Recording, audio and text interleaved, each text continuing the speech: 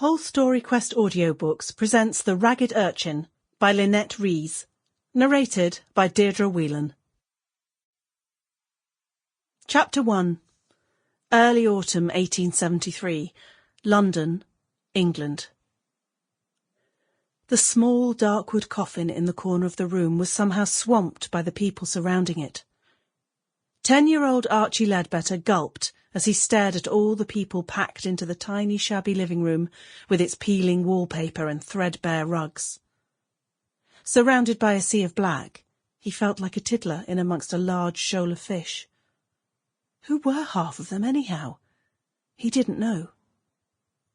All he knew was the one person who had taken care of him all his life was now fast asleep and as cold as ice in that wooden box over there.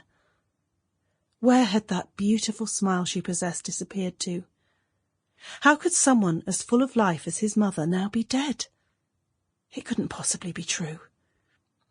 Any moment now he'd wake up to find her at the bottom of his bed, tickling his toes as she usually did, her eyes shining like two stars in the sky as she said, "Get up, sleepyhead. There's a big bowl of porridge on the table downstairs for you. Get washed, dressed, fed, and out of the door for school today." He didn't have a father, but that hadn't seemed to matter much, though he had a vague recollection of a man who called to the house when he was much younger. The strange thing was, the man never came during the hours of daylight, only at night. He'd once glimpsed him and his ma locked in an embrace when he'd stood at the top of the stairs watching through the railings of the wooden banister. But she'd never mentioned him to Archie, and now he wondered who that man was. Not having a father, though, hadn't seemed that much of a deal to him, not until the other lads at school began to rib him about it. "Oi, short-ass, where's your dad?" "Archie, Archie, titchy lad, whatever happened to your bleeding dad?"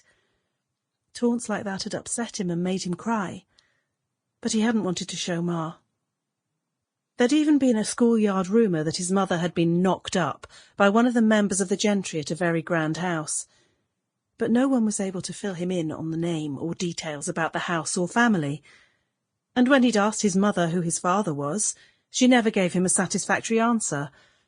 One day she'd say something like, "He's someone you're never likely to meet, so forget all about him, Archie." Or another time she'd say, "We don't need to talk about him, we're fine as we are." Then she'd ruffle his hair, plant a big sloppy kiss on his cheek, and ask him to make toffee dabs with her in the scullery, allowing him the biggest one to eat afterwards. Sample complete. Ready to continue?